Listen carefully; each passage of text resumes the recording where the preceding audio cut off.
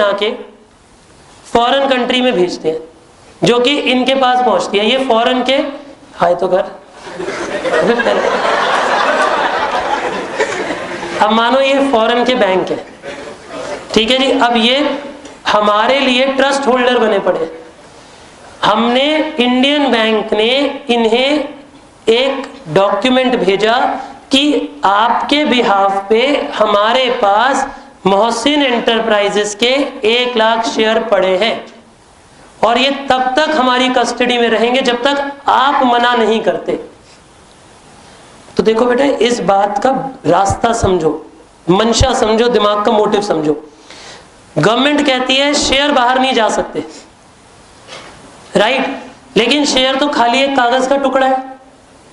Share क्या है actually में? एक खाली कागज का टुकड़ा है। वो टुकड़ा नहीं भी जाए, लेकिन अगर उस टुकड़े के बिहाफ की गारंटी बाहर चली जाए तो बात तो वही हो गई। अब इन्हें इस बात की गारंटी दे दी गई कि 1 लाख शेयर रिलायंस कंपनी के या मोहसिन एंटरप्राइजेस के बैंक के पास पड़े इनके बिहाफ पे। ये उस ट्रस्ट के बिहाफ पे अपनी कंट्री में, मानो ये यूरोप में है कहीं, मानो कहाँ रहोगी बेटा? चाइना में कब से यूरोप आ गया? देखो बेटा, अब यूरोप में मानो जर्मनी, अभी इसी की कंट्री पूछी गई है बेटा, आपकी नहीं। चलो आ जाओ। अभी मानो जर्मनी के हैं ये। अब इन्होंने जर्मनी में, जर्मनी का जो स्टॉक एक्सचेंज होगा वहां पे ये एक तरह के बॉन्ड्स बेचेंगे जिनका नाम होता है ग्लोबल डिपॉजिटरी रिसीट्स। यानी ये अपने देश में बॉन्ड्स बेचेगा, फॉरेन बैंक या फॉरेन फाइनेंशियल इंस्टीट्यूशन, कुछ भी। मैं बहुत बार बैंक बोलता हूं, पर बैंक एक नैरो वर्ड है, उसका मतलब क्या मैं बोलना चाहता हूं? Foreign financial institution. Financial institution में सब कुछ आ जाता है ना, खाली बैंक नहीं आता। तो समझो अब ये फाइनेंशियल इंस्टीट्यूशंस जो है ये अपने देश में जीडीआर इशू करेगा। जीडीआर इशू मतलब फॉरेन के अपने क्लाइंट्स को जीडीआर बेचेगा। मानो एक जीडीआर लेटेस्ट से 20 यूरो 30 यूरो का किसी भी दाम पे बेचता रहेगा ये, समझे? वहां की करेंसी में ये बेचेगा। बोलिए इतना क्लियर हो गया आपको मैंने क्या कहा? अब वहां से जो करेंसी फॉरेन की कलेक्ट होगी, आप मेरी बात समझे? अच्छा एक बात हो, आप फॉरेन का इन्वेस्टर बन के सोचो, आपने वो बॉन्ड क्यों खरीदा? क्योंकि आपको एक बात पता है कि उस बॉन्ड के पीछे एक गारंटी पड़ी हुई है इंडिया में, जो कि मोहसिन एंटरप्राइजेस के 1 लाख शेयर्स हैं। और मोहसिन एंटरप्राइज एक अच्छी कंपनी है, अच्छा बिजनेस कर रही है, तो आप उस कंपनी में इन्वेस्ट करना चाहते हो, पर आप डायरेक्टली इन्वेस्ट नहीं कर सकते। तो आप क्या करोगे? आप जीडीआर खरीदोगे। जब आप जीडीआर खरीदोगे, आप इस फाइनेंशियल इंस्टीट्यूशन को पैसा दोगे, डॉलर्स में या पाउंड्स में या यूरोज में, जिसमें भी। फिर वो पैसा यहां से इंडिया बैंक आएगा और इंडियन बैंक वो पैसा किसको प्रोवाइड करेगा? मोहसिन लिमिटेड को। अगर आप इस बात को बीच में से, जैसे इस चक्रव्यूह को अगर भेदो, तो देखो गवर्नमेंट चारों खाने चित हो गई, किसी भी रूल का उल्लंघन किए बिना जो करना था वो कर दिखाया। क्या पैसा मोहसिन के पास पहुंच गया? क्या पैसा इक्विटी शेयर के बदले में आया? क्या वोटिंग पावर गए? फॉरेनर्स को पैसा मोहसिन एंटरप्राइजेस में लगाना था, क्या लग गया? क्या गवर्नमेंट रिस्ट्रिक्ट कर पाई? क्या डबल टैक्सेशन पड़ेगी? नो। सब तरफ के बीच का उपाय हो गया। उन्होंने अपने ही देश में इन्वेस्टमेंट करी, इन्होंने भी अपने ही देश में पेमेंट करी। बैंक टू बैंक ट्रांसफर को कोई रोक नहीं सकता, वो तो बैंक टू बैंक ट्रांसफर हो रही है, किसी एसेट की परचेज और सेल तो हो नहीं रही। पर उसके पीछे बैकिंग क्या है? बैकिंग वो है 1 लाख इक्विटी शेयर्स जो मोहसिन ने अपनी कंपनी के किसी के पास रखवाए थे, जो कि ट्रस्टी बैंक था। और ट्रस्टी बैंक किसके टच में था? फॉरेन फाइनेंशियल इंस्टीट्यूशन, जिसने आगे जीडीआर इशू किए। बोलिए क्या जीडीआर की पूरी कहानी समझ आ गई? मैं कुछ बातें बोलता हूं, ध्यान से तेजी से सुनना। एक इंडियन कंपनी को अगर, जैसे मैं तो इंडिया में हूं तो मैं इंडिया के बारे में बात करूंगा, यही टॉपिक अगर रशिया में पढ़ाया जा रहा होगा तो वो रशिया के बारे में बात करेंगे। समझे आप मैंने क्या कहा? पर हमें अपना आंसर इंडिया के पॉइंट ऑफ व्यू से ही लिखना है। एक इंडियन कंपनी को अगर फॉरेन कंट्री से पैसा चाहिए, जो कि डायरेक्टली फॉरेन इन्वेस्टर का पैसा इन्वेस्ट नहीं करवा सकती, तो वो क्या करेगी? वो अपने कुछ शेयर किसके पास रखवा देगी? Trustee bank.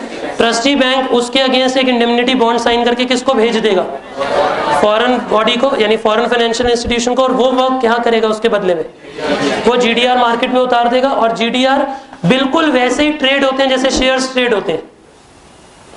जीडीआर जिसने खरीदे हैं वो किसी और को बेच भी सकता है। जीडीआर, अगर इनकी कंपनी का शेयर प्राइस ऊपर जा रहा होगा तो उधर जीडीआर का भी प्राइस बढ़ रहा होगा। GDR is same as their company share. सबको पता है कि एक जीडीआर, फॉर एग्जांपल एक जीडीआर 100 शेयर के बराबर है। मानो यहाँ 100 शेयर 1000 के थे, उसी को कन्वर्ट करके आपने 1 जीडीआर बनाया, तो सबको पता है फॉरेन कंट्री में भी कि 1 जीडीआर ऑफ मोहसिन लिमिटेड, ठीक है जी, इज इक्वल टू 10 शेयर्स या 100 शेयर, जो भी हो सकता है। बोलिए समझे? पर ये तो बस लीगल रेस्ट्रिक्शंस के बीच में से निकल जाने का रास्ता है। आप मतलब समझे मैंने क्या कहा? सबको समझ आया है क्या हुआ?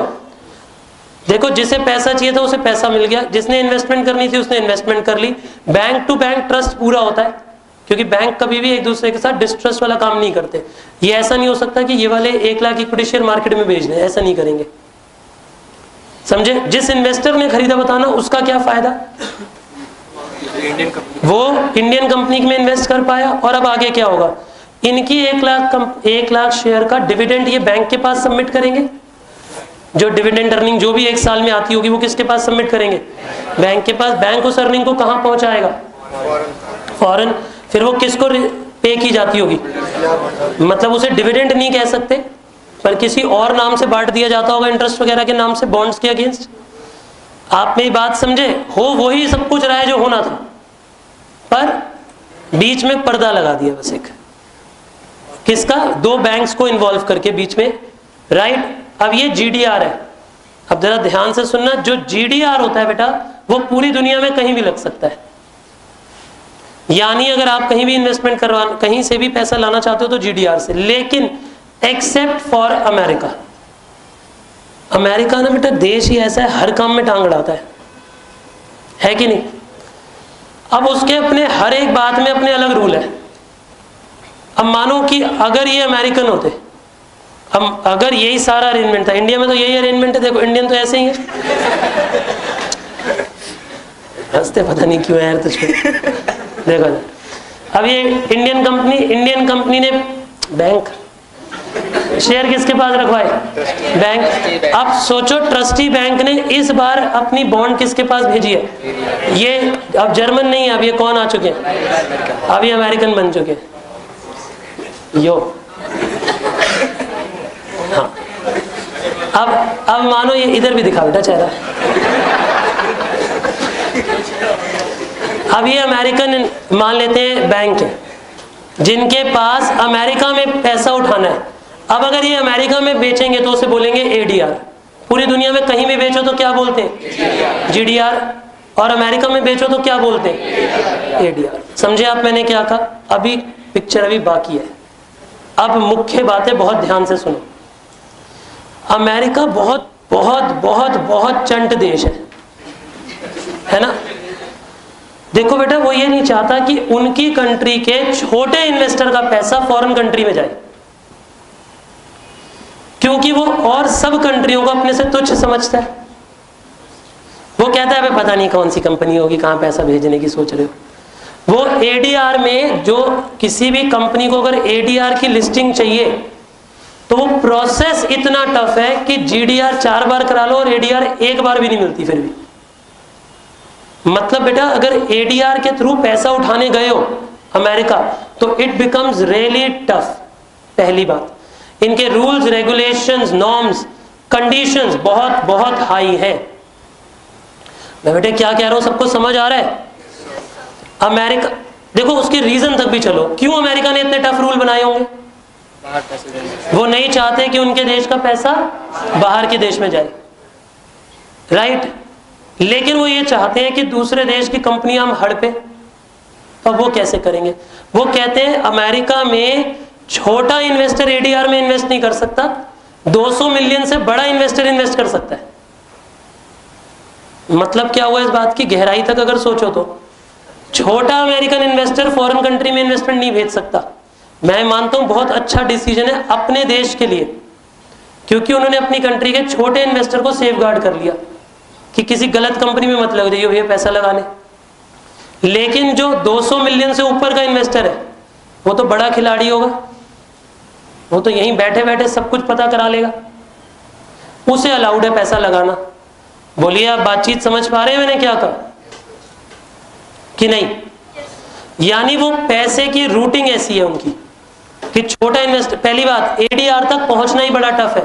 दूसरी बात एडीआर में सब लोग पैसा नहीं लगा सकते, अमेरिका के भी सब लोग एडीआर में पैसा नहीं लगा सकते। आप बताओ ये अच्छा मूव है या बुरा मूव है? अमेरिका के पॉइंट ऑफ व्यू से सोच के बताओ, अच्छा मूव है बुरा मूव है? बहुत अच्छा मूव है कि एडीआर टफ है, क्योंकि अमेरिकन का पैसा बाहर नहीं लगता, छोटे अमेरिकन का पैसा बाहर नहीं लग पाएगा इस रूट से। कम से कम कोई डायरेक्ट इन्वेस्टमेंट करनी चाहे तो अलग बात है, पर इस रूट के थ्रू नहीं लग पाएगा। बोलिए इतनी बातचीत समझ आ गई आप सबको? एब्सोल्युटली। अब देखो एक कुदरत का करिश्मा ऐसा होता है ना, देश देश को देख के प्रभावित होता है। हमने कहा अच्छा जी हम अमेरिका से पैसा लेके आते हैं, कभी यूरोप से पैसा लाते हैं, कोई हमसे भी तो पैसा लेने आए। अब ये इंडियन डिपॉजिटरी रिसीट, ये तो मैं मानता हूं टॉपिक ही अपने आप में मजाक है। अब ये पूरी कहानी उल्टी कर लो, बेटे इधर आ जा, इधर आ जा। अब ये बांग्लादेश की कंपनी, नेपाल के बनाते, हाँ जी, अब अगर ये बांग्लादेश की कंपनी और ये कंपनी पैसा लेना चाहती है तो ये अपने देश, इधर आना, बांग्लादेशी बैंक, ये अगर अब 1 लाख शेयर्स, अगर ये अपने 1 लाख शेयर अपने बैंक को देते हैं तो बैंक आके किस बैंक से कांटेक्ट करेगा? चश्मा हटाओ, किससे? इंडियन बैंक से। समझ आ रहा है आपको? अब ये इंडियन बैंक को इश्यू करेंगे, इंडियन बैंक आईडीआर इश्यू करेगा, और आईडीआर कौन खरीदेंगे? हम सब लोग खरीदेंगे। और फिर उसकी पेमेंट कौन किसको देगा? हम सब लोग आईडीआर खरीदेंगे, हम पेमेंट देंगे बैंक को, बैंक किसके पास पहुंचा देगा वो फंड्स? उनकी देश में पहुंचा देगा। पर आपको नहीं लगता है गरीब देश के लिए ऐसा स्टेप उठाना बेवकूफी है? आपके देश में खुद में इन्वेस्टमेंट है नहीं और आपने आईडीआर खोल दिए। वैसे मैं पर्सनली ऐसा मानता हूँ, nothing to offend the government policies, but मैं ऐसा मानता हूँ कि हमारे देश को अगले 20 साल तक भी आईडीआर खोलने का कोई हक नहीं है जिस हालात पे अभी हम हैं। अभी इंडियंस का पैसा इंडिया में ही लगने दो। अगर अंबानीज और टाटाज अपना पैसा लेके बाहर भागने लगे तो इंडिया में जो बची खुची डेवलपमेंट है वो भी खत्म हो जाएगी, क्योंकि कमाते यहाँ है और लगा कहीं और आएंगे, तो देश का क्या होगा? राइट? चलिए थैंक्स यार, thanks bank and all. I hope ये पूरा प्रोसेस समझ आया आपको। मैंने क्या कहा? आईडीआर, जीडीआर, एडीआर तीनों समझ आए? इनमें सबसे अच्छा कौन है? आईडीआर सबसे आसान है, जीडीआर। एडीआर में कुछ टफनेस इन्वॉल्व है। बोलो पूरा प्रोसेस समझ आ गया आपको? आइए जरा पढ़ते हैं एक बार ढंग से, देखिए क्या कहता है। हाँ जी, कमीशन होती है, हर एक की कमीशन होती है। ट्रस्टी बैंक सबकी अपने अपने आधा % 1% के लिए काम करते हैं। देखो कोई भी ऐसे मजाक में तो किसी के लिए काम नहीं करता ना, तो बैंक भी कुछ ना कुछ तो लेगा चार्ज। देखिए जीडीआर क्वेश्चन नंबर 32। अब पहले तो ये देख लो ये कितनी बार एग्जाम में आया है। बहुत बार आया बेटे। अब पढ़ो जरा। Global depository receipt, GDR are negotiable instrument. जरा सुनिएगा बेटा एक बार ध्यान से। जीडीआर नेगोशिएबल इंस्ट्रूमेंट है। जीडीआर कहाँ इश्यू होते हैं? फॉरेन कंट्रीज में, राइट? पढ़िए, ये नेगोशिएबल इंस्ट्रूमेंट है, issue to overseas depository bank. ये किसके पास इशू होते हैं बेटा? जिसका नाम क्या है? Overseas depository bank, on behalf of an Indian company to raise funds abroad. और ये किसके बिहाफ पे आए होंगे बेटा? इंडियन कंपनी के बिहाफ पे आए होंगे और इसलिए इशू हो रहे हैं। समझे आप? अच्छाइयाँ देखो, GDR do not carry any voting right. GDR में be traded freely in the market. GDR can be converted into fixed number of equity shares of the issuer company at the option of investor. यानी अगर investor उसके बाद में future में जब rules में relaxation आ जाए और वो शेयर लेना चाहे तो ले सकता है। बोलिए इतनी बातचीत समझे आप मैंने क्या कहा? अब एडीआर के बारे में देखिए। Depository receipt issued by the company in United states of America is known as ADR. Such receipts have to be issued in accordance with the provisions stipulated by this Stock Exchange Commission of USA. मतलब बेटा उनको किसके rules पूरे करने पड़ते हैं? Securities exchange commission of USA के, जो कि बहुत स्ट्रिक्ट है। लिखा भी है विचार वेरी स्ट्रिंजेंट। वेरी स्ट्रिंजेंट मतलब क्या होता है? बहुत ही टफ रूल्स हैं। Regulation include requirement such as minimum size of the issue, बेटा उनका एक मिनिमम साइज है, उससे छोटे इशू नहीं हो सकते। और रिपोर्टिंग टू SEC, हर एक चीज़ के बारे में रिपोर्ट देनी पड़ती है सिक्योरिटी एक्सचेंज को। और एडहेरेंस ऑफ US गैप्स, और जो उनके रूल्स हैं वो फॉलो करने पड़ते हैं, उनके अकाउंटिंग स्टैंडर्ड्स फॉलो करने पड़ेंगे उन्हें अकाउंट्स दिखाने के लिए। बोलिए मतलब समझे आप मैंने क्या कहा? करेक्ट। लिखते हैं बेटा इसके बारे में एक दो लाइनें लिख लें।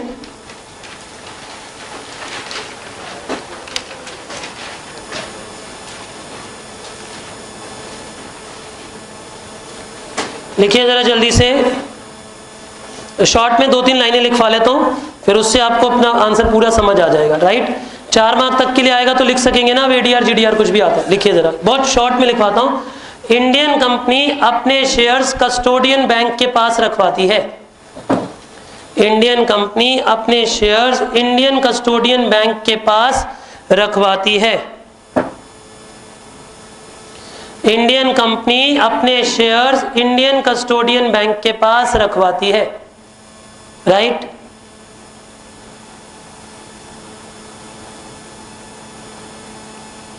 कोई दिक्कत तो नहीं है जी? इसके बाद लिखिए अगली लाइन में एरो डाल के, कस्टोडियन बैंक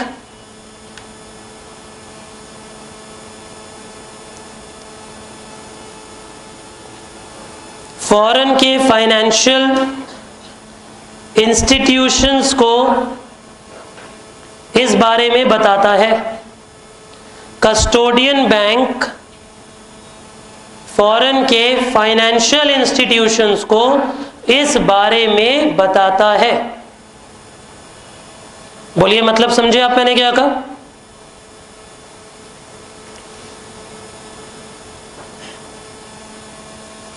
नेक्स्ट लाइन में एरो डाल के लिखिए, फॉरेन में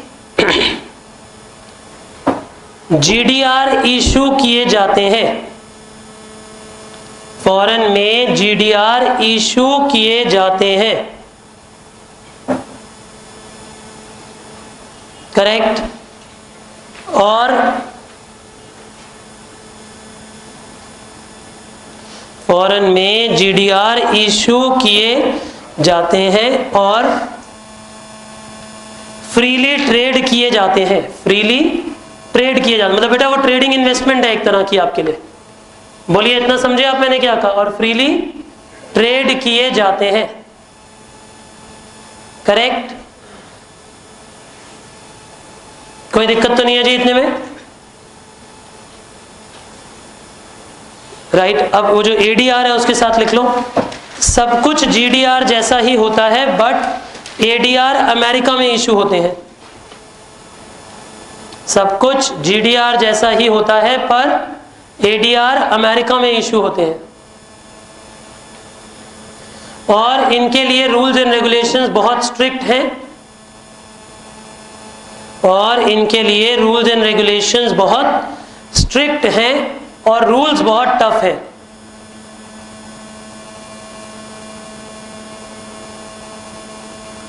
और रूल्स बहुत टफ हैं। करेक्ट, बोलिए इतनी बातचीत समझ आई आप सबको कि नहीं? इतना क्लियर है जी? Absolutely.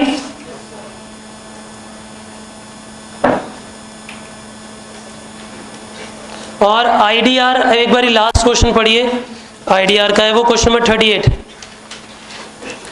The concept of deposit receive mechanism which is used to raise funds in the foreign currency has been applied in the Indian capital market through the use of IDR. Foreign companies can issue IDR to raise funds from Indian market. बेटे समझे आप मैंने क्या कहा, foreign के देश आके India से पैसा ले सकते हैं, किस फंडिंग के थ्रू बेटा, किस प्रोसेस के थ्रू, जिसका नाम क्या है, आईडीआर। आईडीआर मतलब क्या हुआ, इंडियन डिपॉजिटरी रिसीट्स। बोलिए समझ आ गया, मुझे ज्यादा समझाने की जरूरत है या क्लियर हो गया? एक लाइन लिख लो कि जब इंडिया में आईडीआर इशू होते हैं, जब इंडिया में आईडीआर इशू होते हैं, जब इंडिया में आईडीआर इशू होते हैं तो पैसा इंडिया से फॉरेन की कंपनीज में जाता है, तो पैसा इंडिया से फॉरेन की कंपनीज में जाता है। बोलिए इतनी बातचीत समझ आई आपको, इन्हें क्या कहा, पूरा समझ आ गया अच्छे से? करेक्ट, शाबाश बेटा। आप देखिए जरा, दो तीन छोटी छोटी सी बातें बताऊंगा फिर छुट्टी कर देंगे आज के लिए। अच्छा देखो, कन्वर्टेबल बॉन्ड तो समझते हो आप क्या होता है? कन्वर्टेबल मतलब होता है कि जो आज तो बॉन्ड है पर फ्यूचर में शेयर भी बनाया जा सकता है। समझे आप मैंने क्या कहा? आज तो लोमड़ी है लेकिन बड़े होके शेयर बन जाएगी बेटा, समझे आप? यानी आज तो डरपोक डिबेंचर है लेकिन फ्यूचर में क्या बन सकते हैं, वो इक्विटी शेयर बनाए जा सकते हैं। बोलिए इतना समझ आ गया जी आपको, इन्हें क्या कहा? पक्का? और ऐसे अगर फॉरेन करेंसी में इशू होते हैं तो उन्हें क्या बोलेंगे? Foreign currency convertible bonds. बेटा क्या बोलेंगे? फॉरेन करेंसी कन्वर्टेबल बॉन्ड, जो फॉरेन करेंसी में। ऐसे ही जब यूरोप में इशू होते हैं तो उसे ईसीबी बोल देते हैं, यूरो कन्वर्टेबल बॉन्ड। क्या बोल देते हैं? यूरो कन्वर्टेबल बॉन्ड, जब यूरोपियन करेंसी में इशू होते हैं। बोलिए इतना क्लियर हो गया आपको? अच्छा एक और होता है deep discount bond. Deep discount bond में क्या होता है समझो, अगर कोई ऐसी कंपनी है जो कि इनिशियली पैसा नहीं कमाएगी, यार अब हर कंपनी पहले दिन से थोड़ी ना पैसा कमाने लग जाती है, हर कंपनी पहले दिन से पैसा तो नहीं कमाती। अब एक बात हो, अगर हम एक कंस्ट्रक्शन कंपनी खोल रहे हैं, हमने डिवेंचर बेचे, अब डिवेंचर तो पहले दिन से ही इंटरेस्ट मांगने लग जाएगा, पहले ईयर के एंड से कहां से दूं इंटरेस्ट? अभी तो बिल्डिंग बनी ही नहीं, अभी किस बात कहां से लाए इंटरेस्ट? तो ऐसे में जनरली क्या करते हैं, हम इंटरेस्ट नहीं देना चाहते तो हम डिवेंचर डिस्काउंट पे बेचते हैं। डिवेंचर किस पे बेचते हैं बेटे? मानो 100 वाला डिवेंचर हमने आपको बेच दिया 80 में, 100 वाला डिवेंचर कितने में बेच दिया जी? 80 में। समझे आप मैंने क्या कहा? अब अगर आपने 80 रुपए की पेमेंट करी, 100 का डिवेंचर ले लिया, 5 साल बाद आना और 100 रुपए ले जाना, तो जो बीच में गैप है वो ही आपका इंटरेस्ट है। समझे? जो हैवी डिस्काउंट के साथ बेचा गया था उस 80 रुपए और 100 रुपए के बीच का जो गैप है वो इंटरेस्ट बन गया आपका। मतलब समझ आ गया आपको इन्हें क्या कहा? यानी इंटरेस्ट ना देकर क्या किया जाता है? डिस्काउंट को ही इंटरेस्ट मान लिया जाता है। ऐसा कौन सी कंपनियों के लिए करना शुरुआत में जरूरी है? जो पहले दिन से अर्निंग नहीं कर रही होंगी हाई रेट पे। आप समझे? कोई बिजनेस तो ऐसा होता है, आज लिया 1 साल में सेल स्टार्ट भी हो जाएगी तो वो तो इंटरेस्ट दे सकते हैं, पर आप मेट्रो की कंस्ट्रक्शन करते हो, आप पहले दिन से कहां से पैसा दे दोगे? 4-5 साल तक तो पिलर ही बनेंगे। जब मेट्रो चलेगी तब रेवेन्यू आएगा ना। अर्निंग कब स्टार्ट होगी? जब मेट्रो चलेगी। जब तक मेट्रो चल ही नहीं रही तब तक तो सिर्फ पैसा लग रहा है, तो तब तक के लिए इंटरेस्ट को रोकने का क्या तरीका है? समझ आया आपको? बिल्कुल अच्छे से समझ आ गया जी? करेक्ट। अब जरा 2 मिनट और रुको, इसके बाद ना वैसे आप बाकी सारे टॉपिक्स एक बार आज घर जाके अच्छे से पढ़ोगे, भी छुट्टी नहीं हो रही, जरा टिक के बैठे रहो। इसमें से कुछ टॉपिक अभी ऐसे हैं जिनमें, सर अभी रुकिएगा जरा और स्क्रीन इस साइड कर दीजिए। देखिए ना, अभी इसमें से कुछ टॉपिक ऐसे हैं जो कि मैंने नहीं समझाए हैं, ये आप घर पे खुद से पढ़िएगा। कुछ इजी भी हैं, समझ आ भी जाएंगे, कुछ 2-4 टफ भी हैं जो नहीं आएंगे, जो कि हम कल डिस्कस कर लेंगे। ठीक है जी? पर मैं आज छुट्टी करने से पहले कुछ इंपॉर्टेंट बातचीत कर लेना चाहता हूँ 2 मिनट के लिए। देखिए बेटा, पहली मेन बात ये कि बहुत से टीचर्स और बहुत से बच्चे भी बहुत बहुत ज़्यादा बच्चे भी थ्योरी को सीरियसली नहीं लेते। मुझे लगता है कि थ्योरी सेकेंडरी पर्पस है किसी भी लेवल पे, लेकिन ऐसा नहीं है बच्चे। अगर आप एग्ज़ाम उठा के देखते हैं कॉस्टिंग एफएम का, तो ऑलमोस्ट हर अटेम्प्ट में पिछले 6 बार से 32 मार्क की थ्योरी आ रही है। 16-16 मार्क के 2 फुल फ्लेजेड क्वेश्चन ही थ्योरी के आ रहे हैं। पहली बात तो ऐसा प्रॉमिस कोई नहीं कर सकता कि अगली बारी भी ऐसा ही होगा, लेकिन अगर ट्रेंड को देखें और ट्रेंड फॉलो होगा ये मान के चले तो लगभग 32 मार्क की थ्योरी आती है।